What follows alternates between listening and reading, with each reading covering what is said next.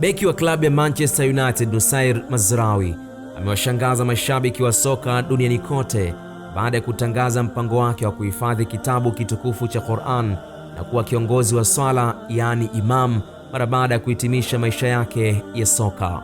Nyota huyo wa kimataifa wa Morocco amebainisha kuwa licha ya mafanikio makubwa aliyonayo katika ligi kuu ya England, lengo lake kuu la baadaye ni kuitumikia jamii kupitia mafundisho ya dini ya Uislamu.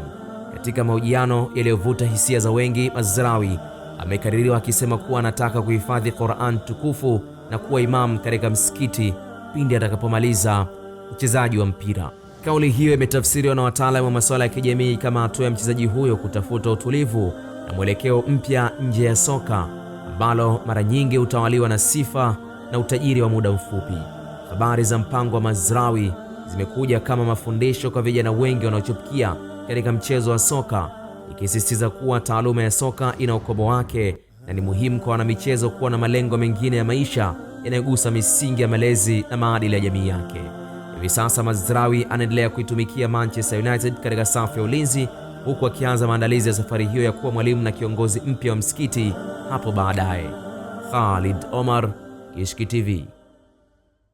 Kutokana na maombi na ushauri wa wadau wa Kishki TV duniani kote ya kuomba kuichangia Kishki Online TV ili nao wapate kheri zinazotokana na kazi hii, sasa milango ipo wazi kwako Muislamu popote pale ulipo. Unaweza kuichangia Kishki TV kwa kutoa sadaka yako ili umma wa Uislamu uendelee kunufaika na maudhui ya vipindi mbalimbali vyenye ukumbusho na mafundisho lukuki kutoka hapa Kishki TV. Kumbuka kutoa sadaka hata kwa kiasi na ikhlas na kufurahi pindi itakapofika korabuka. Changia Kishki TV kupitia Airtel Money 0789445555 au Vodacom M-Pesa 0746588888. Jina Kishki Online TV.